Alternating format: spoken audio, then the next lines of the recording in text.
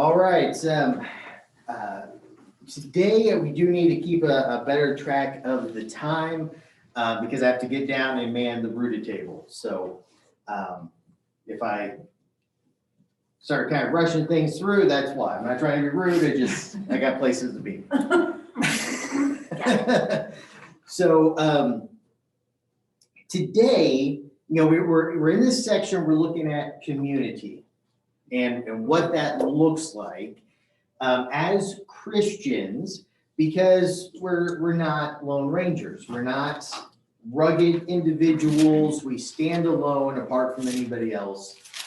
We are a community, just like we see with the Father, Son, and Holy Spirit, this Trinity, these three in one, giving and receiving from each other, okay? That's the model for human relationships. This giving of ourselves and receiving into ourselves from others, or knowing and being known by others. And unfortunately, you got cultural baggage kind of makes its way into every expression of the church. Sandy could testify to this. In Africa, you have African culture expressing itself in how they do church together and how they make disciples together. So in America, or not just America, but Western European influence culture, we have this strong sense of the individual. Okay, and especially in America, where we have kind of taken this rugged individualism almost to an absurd degree, where I don't need anybody else. Okay, I stand alone. I don't need church. I don't need people. It's just me and God. That's all I need. And even the God part for some is optional.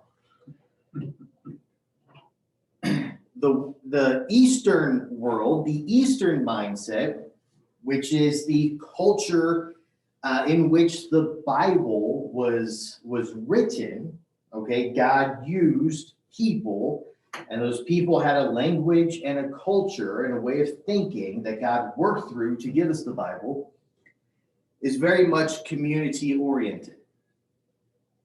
So what you do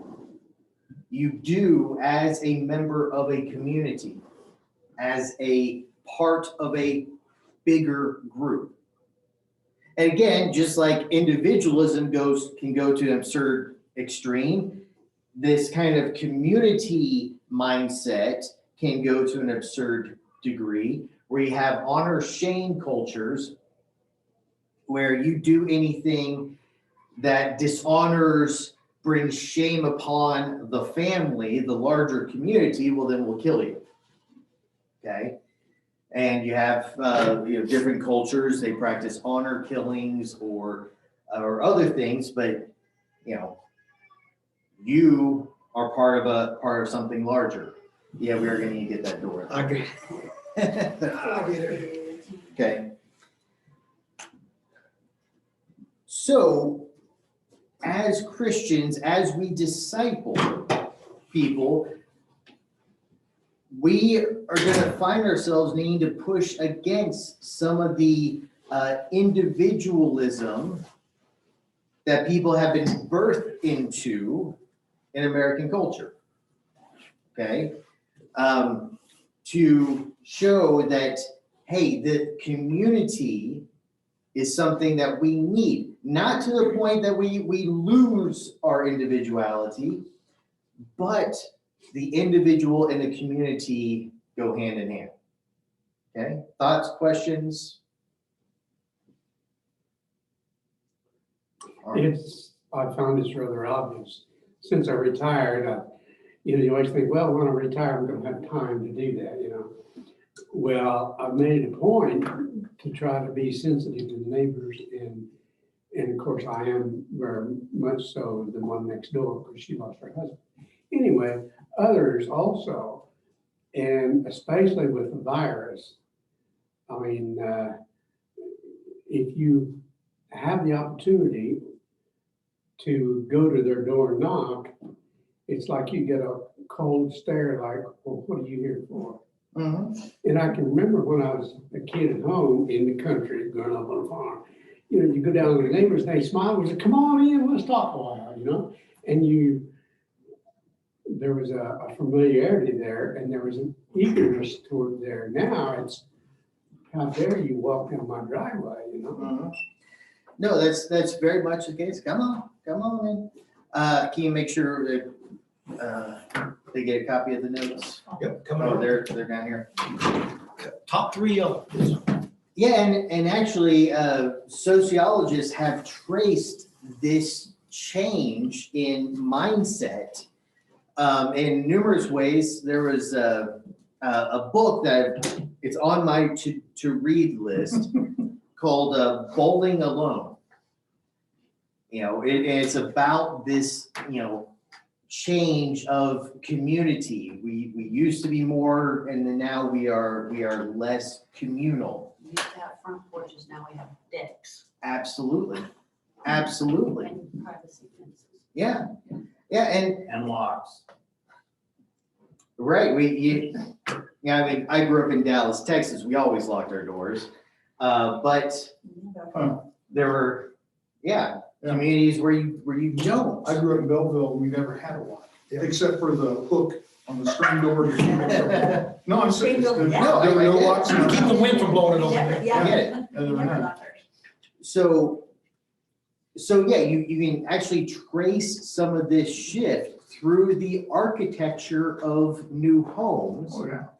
where the older ones, the front porch, I mean, the thing was massive. It was a statement. There's a room.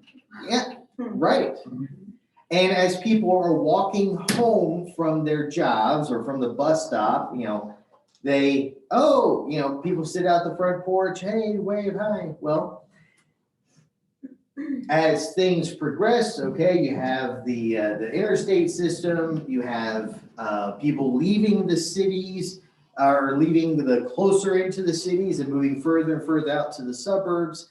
Now you are commuting, and we're driving an hour to work, an hour back. And instead of, pass the people and talk, now it's pull right into my garage and close that door. And you know, this community that I live in is different from the community that I work in.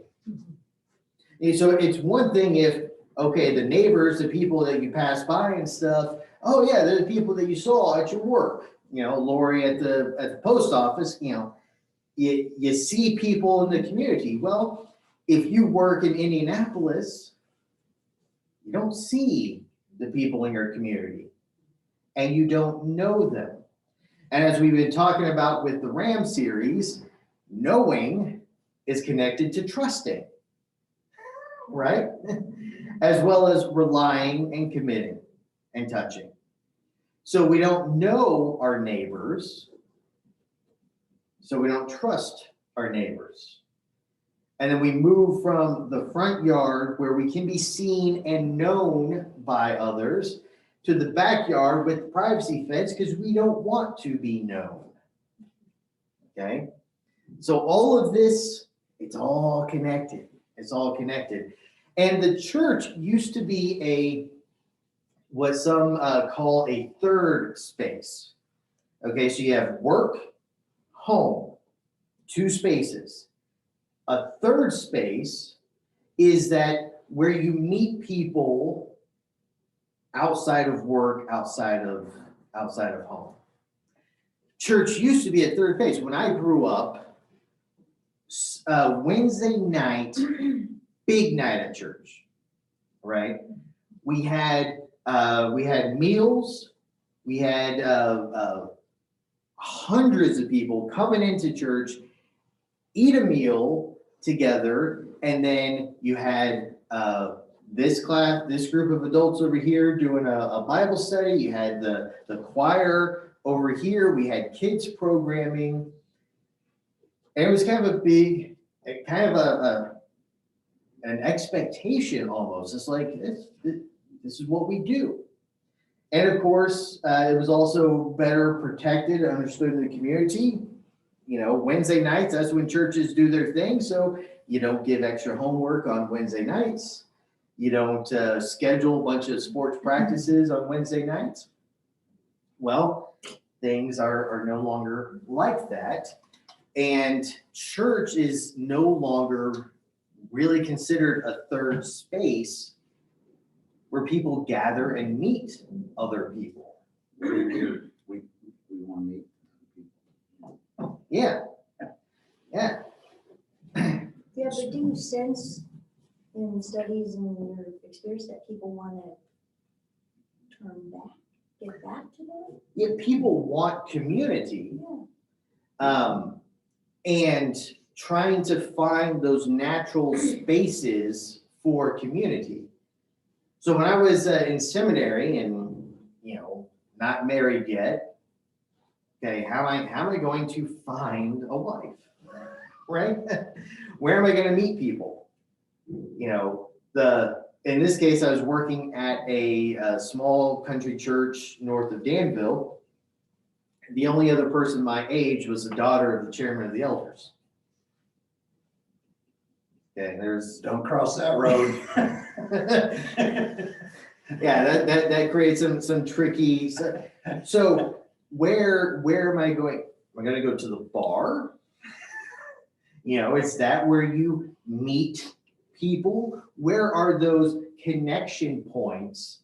And for me, it ended up being online. Actually, I met Jesse through eHarmony. Really? Yeah, Funny. yeah. And it worked out that she had a best friend from high school who actually went to Lincoln Christian Seminary and worked there, who actually worked as a administrative assistant for my former youth pastor. And so she was able to get the scoop and realize I wasn't a weirdo. She's able to learn some information, come to know something about me enough to trust me to meet me for coffee, and you know, the rest is history. So we're in this weird space where, yeah, the craving for community is there, but people don't really, there's not real natural spaces for that. All right, Phil? Well, I found that I have a tendency, I go to the grocery store a lot. And I do it almost every day, not necessarily because, well, I may be picking something up, but then it's an opportunity to get out and see people, And this is one day what happened, And it was the day after Purdue had a successful basketball game. And this guy had a Purdue sweatshirt on. And so I happened to come up alongside him, and I said, "Hey, you go to Purdue?" I said, "Did you see that game last night?" And then you get this conversation going, And what surprised me, of course, was an older fella, and gravity was winning. And he says, he stops on a baseball scholarship at Purdue, and I played pro baseball for 3 years. And I thought, wow, you did. Hey, the great Bambino, he was, He was joking. But he was a friendly guy, and I had a good 5 minutes there, Of course, I didn't know you aren't about to make a lasting friendship, but then you get to know It's somebody. a touch, right? yeah. So community is still very important, but our world, our culture, we struggle with it, okay? And a big part of relationships ends up being proximity. Because again, where you are, that's going to shape the friends you make.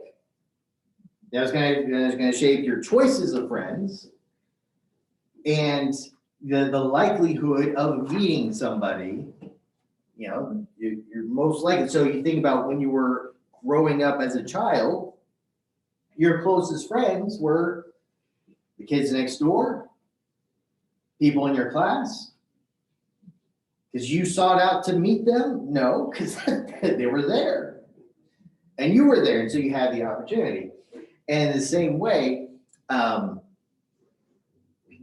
people are trying to find these spaces where they can be in proximity to people in order to meet. And so as a church, we have a men's and women's discipleship team as well as a senior ministry team. We're trying to create spaces for people to be in proximity with each other enough to get to know. And then knowing, they can start trusting and relying, committing, touching. So proximity has a big part to do with it.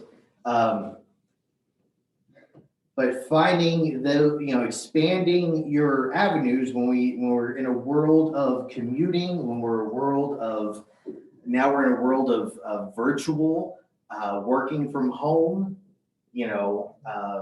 coming through the pandemic. Okay, Zoom was certainly helpful during the lockdown period, but then we all got Zoom fatigue. Now, companies like Facebook is trying to set up what they call the Metaverse. Have you heard this term? Okay. Spider-Man. That's the multiverse. Oh, This is the Metaverse. So Facebook is setting up, and I don't know a whole lot about it, but it's like this virtual reality space where you can go in and interact and meet with people and do stuff virtually. With evil? People. Oh. People. Or whatever. With evil people. Knowing the internet, there will no doubt be Evil. there. Knowing Yes, people, there will. there will no doubt. But All the icons will be thin and pretty and handsome and you'll never be yourself.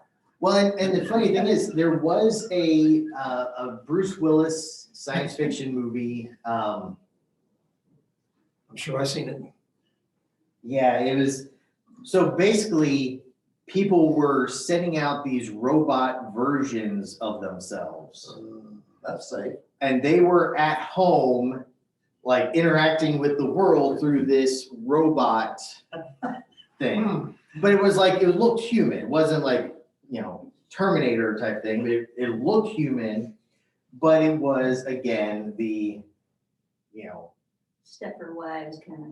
yeah, it's like how you wanted to present yourself, even though you're nothing like that.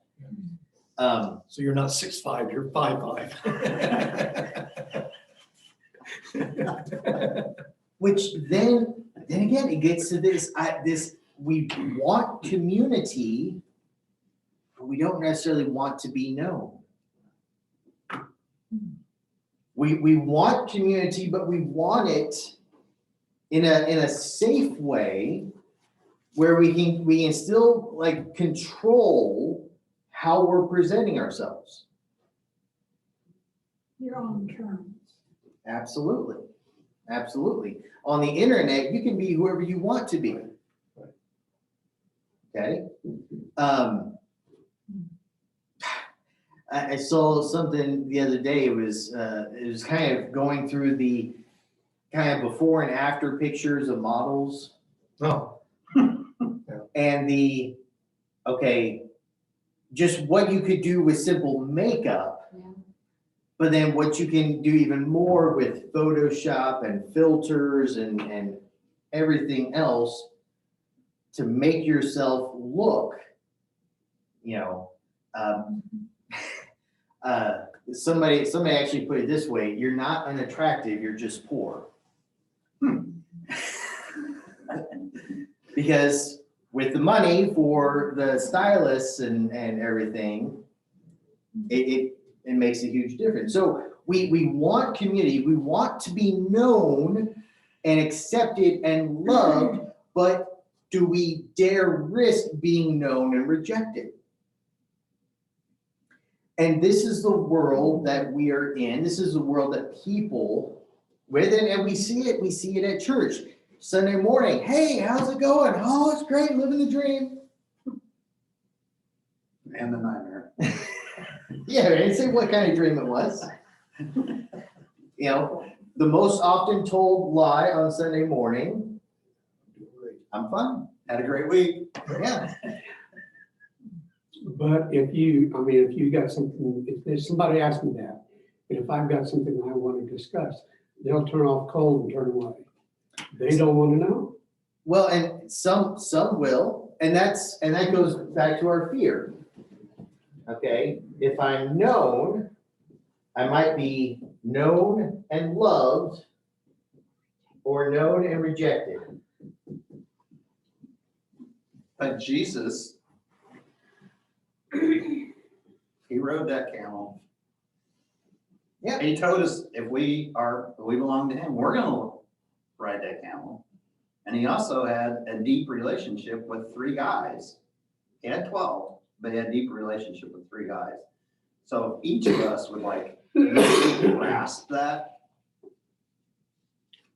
maybe we're gonna have, if we're lucky, good relationships with 3 people that we can really, those 5 touch points on the ramp, that we can do each of those.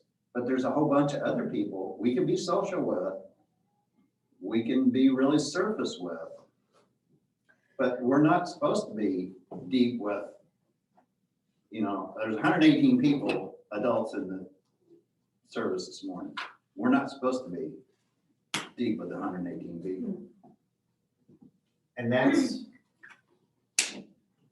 thank you for the great segue. That's what we're talking about today is spiritual friendships. What do those few deep relationships look like in our lives? Okay. Now, again, let me finish this thought before I forget. If we are grounded in the fact that Jesus knows and loves us, if that is our center, if that is at the core of who we are, then a lot of that tension is resolved. If the world rejects me, I'm still loved by my King, by my Father. Okay? So I can do hard things like share the gospel. Talk to him when you're hurting. Yeah. And when he says, okay, they rejected the master, they're going to reject the students. Okay. We can do those hard things because we're grounded in the fact that Jesus knows and loves us. So now I can have the courage to be known by others, knowing that some of them are going to let me down. Sinner's going to sin. It's going to happen. But at least now I have the courage, I can move forward with that. And develop spiritual friendships, which are intentional friendships with a few. Again, where we've talked about like the concentric circles. You have the outermost circles of acquaintances, but then the further in, the more intimate, the more you are known. Okay, don't go bare your soul to the internet. But as you know, and as you begin to trust somebody and that relationship deepens, who are the few that you have intentional relationships with, and it's intentional for the purpose of spiritual formation. Because let's face it, we have friends, I have great friends, I grew up with, and we don't talk. I mean, when we see each other, hey, we're great time, yeah. But then we may not see each other for months. But then we meet up again, hey, it's a great time. That friendship doesn't have an intentionality. That's a friendship, if there's any intention, it's just having a good time. We don't need to schedule that necessarily. It's when it happens. But spiritual friendships, that's where it becomes a little bit more than just a normal friendship, because how can we help each other grow spiritually if we don't know each other? If we don't know those areas where we're hurting it. And another term you may be more familiar with, churches in the past have talked about accountability partners. Is anybody more familiar with that term? Okay. Accountability partners, people who we're supposed to share and call up and say, hey, I'm struggling. Hey, this sin issue we've been talking about, it came up again. And now my experience with accountability partners, and maybe this has been yours as well, is they're easy to lie to. Especially if you get set up as like, oh yeah, we ought to have an accountability partner. So, okay, you guys, you pair up, and you ladies, you pair up, and you're accountability partners. It's easiest to lie if your accountability partner texts you or calls you than if you are face to face with one. It's true. But also don't underestimate our ability to lie to ourselves. See, and that's why, it's not just accountability partners, but spiritual friendships, because friends, as they spend time with each other, as they get to know each other, have a better read on our, I can use the word that came to mind, our nonsense, our brilliant sophistication, if you can't catch what. It means you own your own junk. Yeah, They're harder to fool. yeah, absolutely. Well, accountability partner has to be chosen, not assigned to. And then that's what I'm saying. That's why I like the idea of friendship, because you can't assign somebody a friend. You develop a friendship. Yeah. For accountability to be functional, it's something you have to work at. Mm-hmm. You have to know how to ask good questions, and you have to know how to care about someone. Mm-hmm. I mean, I've known somebody for a long time, and I shared something that I discovered about my life, and one of his responses, I don't know why he said it. I don't. I'm adopted. I know who my biological mother is. I wanted to know more about my grandfather. So I looked for a cousin, which I discovered her son. And by the time I got through talking to him, I thought, I'm from a pretty broken family. I thought, man, I'm not sure I didn't get the better deal out of this, even though I came from a broken family, Yeah. And I shared with this person. And the point I'm trying to make is for relationships really to be what they are, you have to love that person. And sometimes it means to ask tough questions, but sometimes it just means to listen. Yeah. Because I thought, I was looking for something. I really wanted to talk to this guy. I really wanted to build a relationship with him. And I discovered that he was an engineer, which if I'd been raised in the right home, that's what I would have been.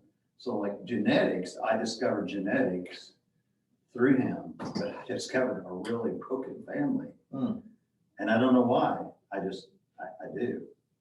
Yeah. And so the point I'm trying to make is as we mature in all of our relationships, it takes work. It takes Absolutely, tact.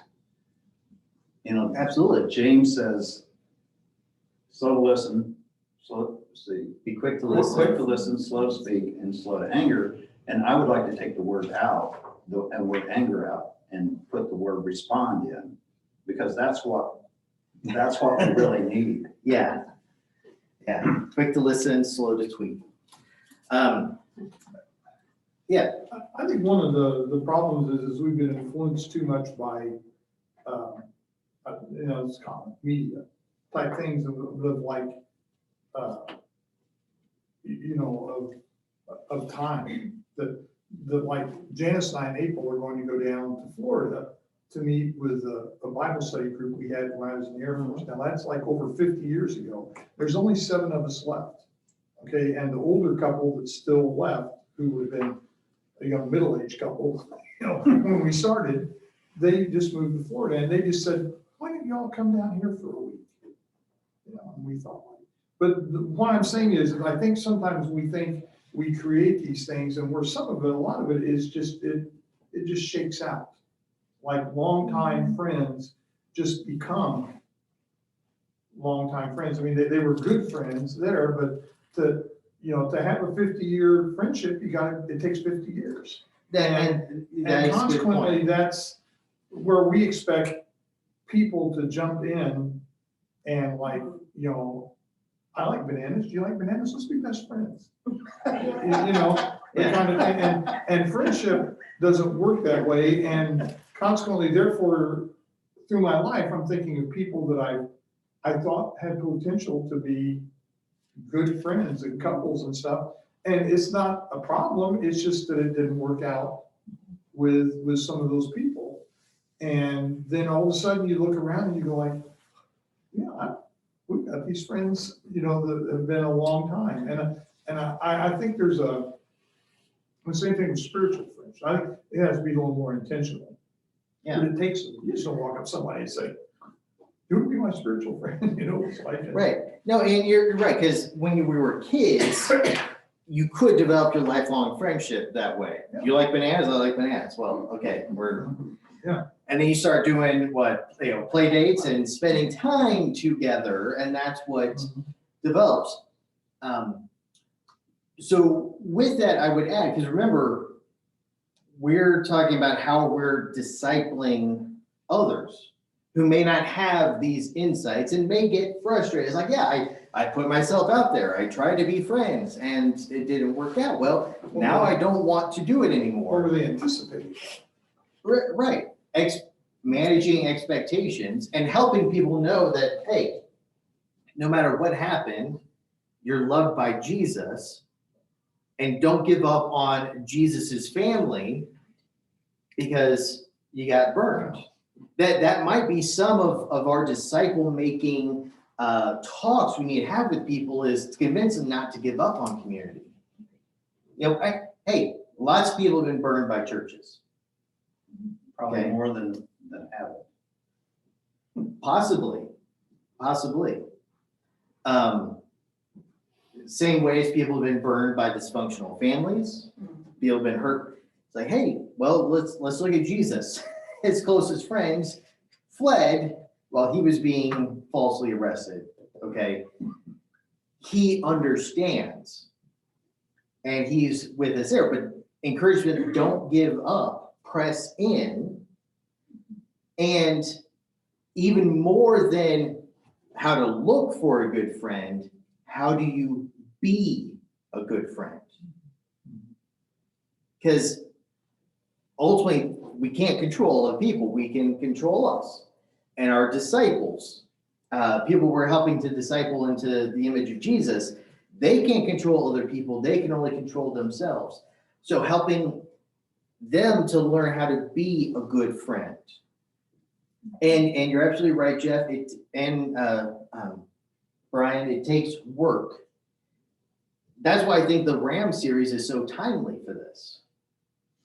Because the Ram series is about how do we work at, maintain our relationships.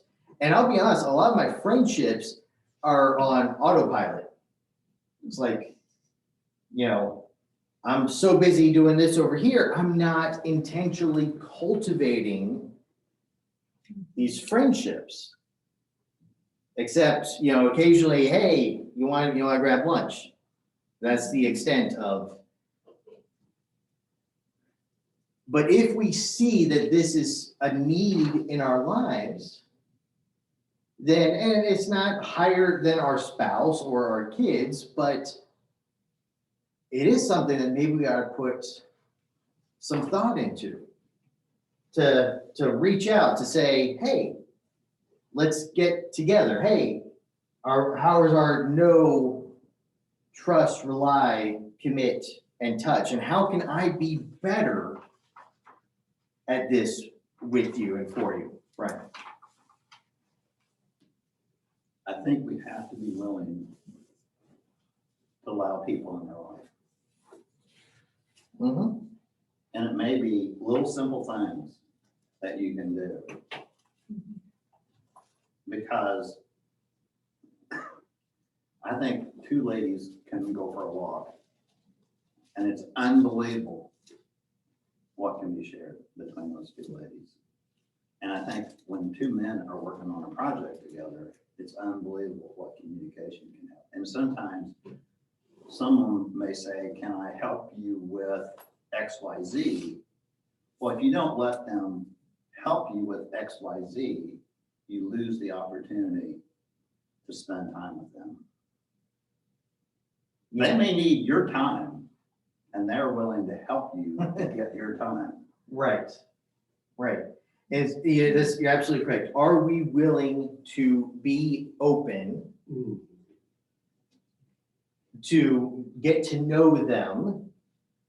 And along with that, some of their baggage, some of their issues that are key verse, Galatians 6:1-2. Brothers, if anyone is caught in any transgression, you who are spiritual should restore him in a spirit of gentleness. Keep watch of yourself, lest you too be tempted. Bear one another's burdens, and so fulfill the law of Christ. Am I willing to bear another's burdens? Okay. And then the flip side of that, am I willing to let others help bear my burdens? Okay. To know and be known. And sometimes somebody's got to take the initiative. And there's been plenty of times in my life where I got frustrated because it seems like I'm always the one calling, inviting my friends for lunch. Well, okay. If it's all about how are they loving me, well, then maybe my head's not in the right space. But Jesus said, come follow me. Yeah. So how can I love my friends well? I think there's some other dynamics though, like particularly when it involves couples. Like I think sometimes, and we find maybe more so with men, that they ride the coattails of their spouse spiritually. And that like they just, you're invited as a couple, go someplace where no one would have probably invited you on your own. Right. Particularly to, and so, and people, we assume that people have grown spiritually, that they have, done that. And that can be a difficult, really difficult thing. Yeah. Because I know when we were first married, you've heard me say before, she was in a study, and she was really growing, and it made me mad. That, she was abandoning me spiritually. Do you understand what I'm saying? And that was not, and fortunately I had some friends that, helped me realize what was happening, but it's so easy, like as a couple that it's just like, you can parallel, but really, because in the New Testament, they talk about, well, you should have been adults by now, but Right. somebody thought they were. And that's a very good point. That's why we keep going back to the know piece. In the RAM studies, when they talk to, you have the couples studies and you have the singles studies. And in single studies, they really focus more on the know piece. That's why it's two different books. You're not just doing the same thing. But looking at the no piece and, encouraging, I think John mentioned in one of the sermons, like a 90-day wait period in a new relationship. Which, I mean, okay, is that a set legalistic thing? No, but the idea is don't jump in too quick. If you find somebody, think, hey, I think we connect well, okay? Whether it's a friendship or a dating relationship, slowing down, there's wisdom there. To get to know somebody before you say, hey, let's jump into this kind of relationship. Same way with entering into a discipling relationship, where I would say spiritual friendships is more peer-to-peer, discipler, disciplee is more uneven. You say that. So get to know somebody and manage your expectations so you don't rush into something and they get burned later. It's like, okay, this person wasn't who I thought they were. All right? So, yeah. So in the notes there, we talked about no trust, rely, commit, and touch.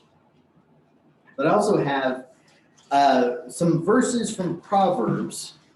Make sure how we're doing on time here. Some verses from Proverbs about friendship. And this is a sampling. There's more. But it is pretty neat that the Bible takes friendship seriously. You look at David and Jonathan.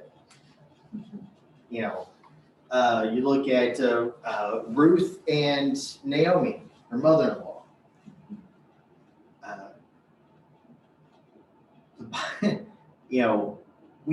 The ancient world looked at friendship far as having a far higher priority than the modern world does, at least a modern American culture. Friends are kind of like, yeah, take and leave it, or I'm friends with the parents of my kids' friends. But actually, real friendships, we write about romance, romantic love. The ancient world, they would write about phileo, friendly, brotherly type of love, okay? So friendship in the Bible, and especially in Proverbs, a spiritual friend is dependable. Can somebody get those two verses there? A friend loves at all times, and a brother is born for his. What is desired is in a man is steadfast love, and a poor man is better than a liar. Right. So are you someone who is dependable? Are you someone that if a friend calls up and says, I need some help, you're willing to do what's in your power to help? All right. And keep in mind appropriate boundaries and things that,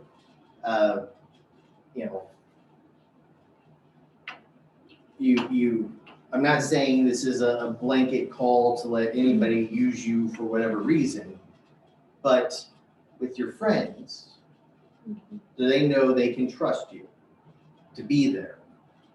All right. Spiritual friend is honest. Somebody get verse 28, or Proverbs 28, verse 13. Whoever conceals his transgressions will not prosper, but he who confesses and forsakes them will obtain mercy. Right.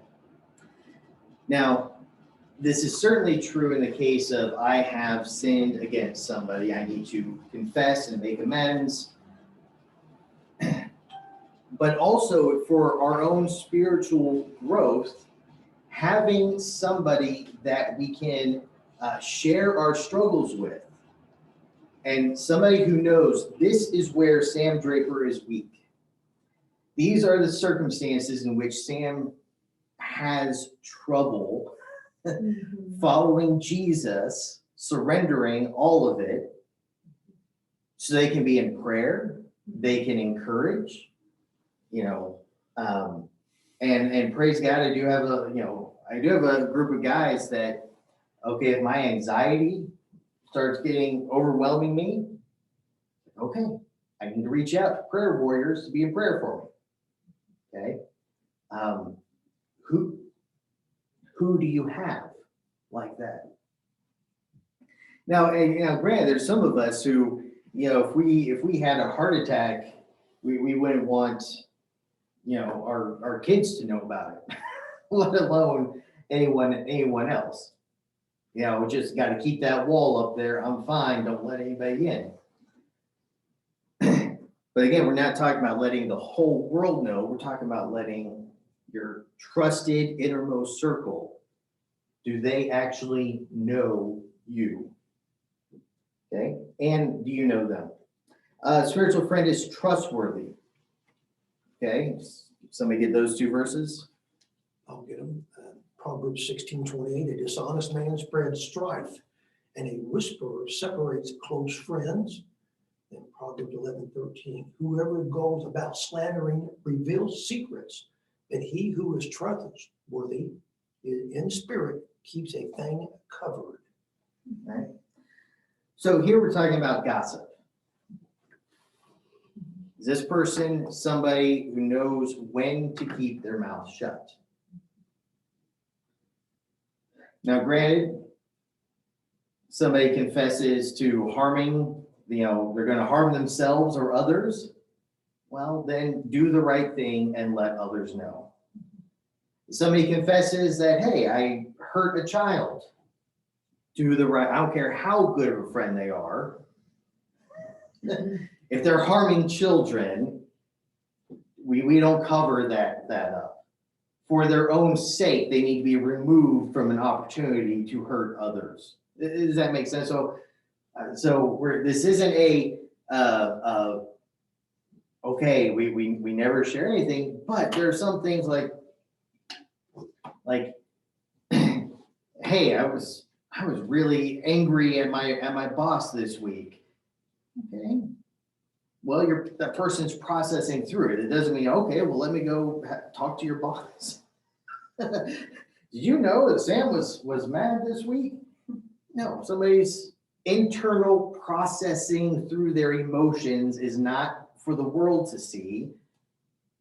It's for you as a trust. They're trusting you with that. Okay, does that make sense? Yeah.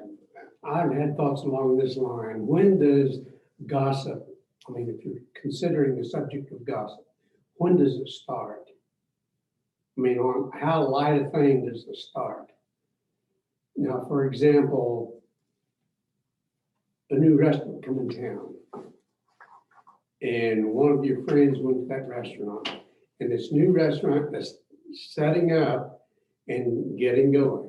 So in that setup, there may be a wrinkle or two, Mm-hmm. Okay, your friend went to the restaurant and said, oh, yeah, it's nice, but I saw, and then they picked out this blemish. They come home and now tell, yeah, I was at that restaurant, but man, they had this terrible. Why did you have to say that? If there's something wrong, I guess, just let me discover it, Yeah. My Yeah. My folks always said if you're not a part of the problem or the solution, it's gossip. Yeah, I do. I think that's a good bit of wisdom there. Now, granted, if there's health code violations, yeah, I ate there. I spent the next day in the bathroom. Then there's an appropriate, but yeah, if you're, what is the relevancy of you sharing that, and why are you sharing that? Are you sharing that to make yourself feel better? Because I'm the one in the know. I've got the juicy down low. Now, granted, I'm just sharing my thoughts and observations of what I see and how I felt about things. I do give somebody a little bit of grace in a situation like that, but But we're trained to be critics. I mean, everywhere you go now, after you've done business with them, they, They want to review, yeah. An email or something, a text, they say, tell us about your visit and what, was there, did we do good or did we need to improve? Well, what I'm saying is, we're trying to be critical. And there's something that people say all the time, and rather than being on the positive side, they're on the negative side. And it's become such a habit that we don't even recognize that. And an example, when we're asked, how did you like? Well, it wasn't too bad. Well, how about saying it was good? Right. All right, for the sake of time, I do need to keep going here, because I gotta get down to the root table. Spiritual friend confronts, Proverbs 21:6, faithful are the wounds of a friend. Profuse are the kisses of an enemy. Proverbs 27:17, iron sharpens iron and one man sharpens another. Who can tell you you're wrong? If you don't have anybody in your life that you would listen to, then you have a big spiritual problem. And me saying that probably won't even affect, because you're probably too far gone.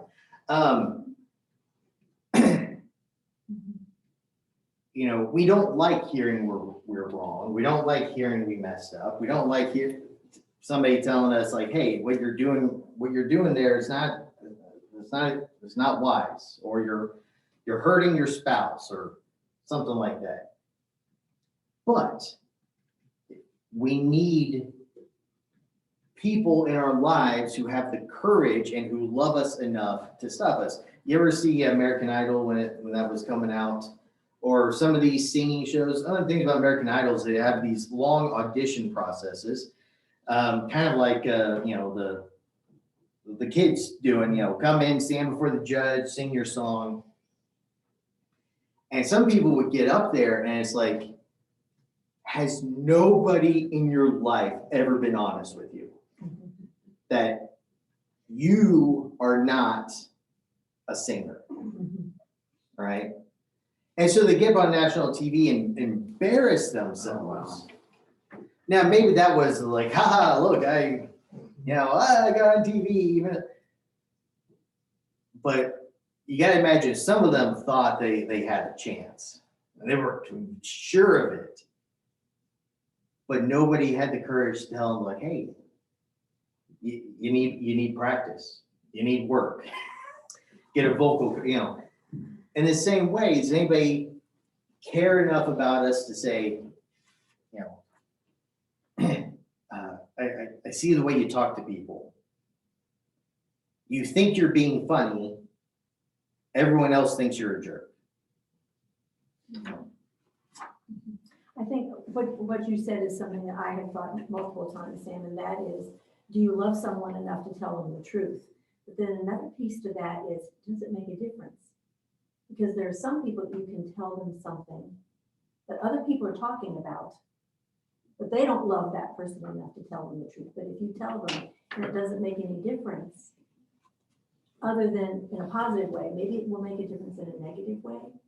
So you get to the point where, why say anything? Because it doesn't make any difference. Yeah. Well, and You follow one? yeah. But the question is, when we think about who's in our closest, innermost circle of friends, Exactly. do we want somebody like that in our closest? Now, maybe they're closer in your circles because you're related to them and you can't get rid of them that way, But in terms of our friends, be careful about being close friends with a prideful person.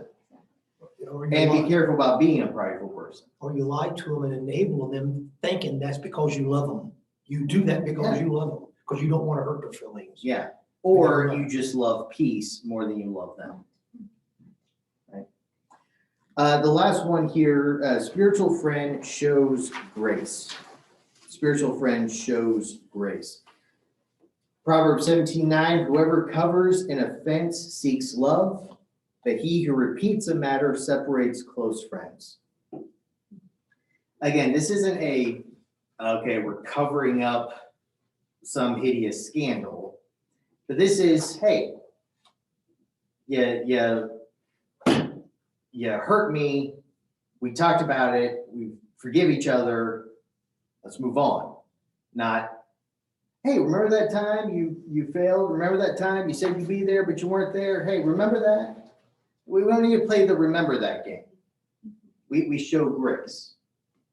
And we also don't drop the hammer on every single offense. It's like, hey, you stood me up for coffee. I'm going to assume the best that something happened and not just go to immediately, oh, they're being a jerk and we're getting to an awful fight. You know, we show grace towards each other. Now, sometimes that grace comes after a confrontation. But remember, and next week we're going to talk about peacemaking.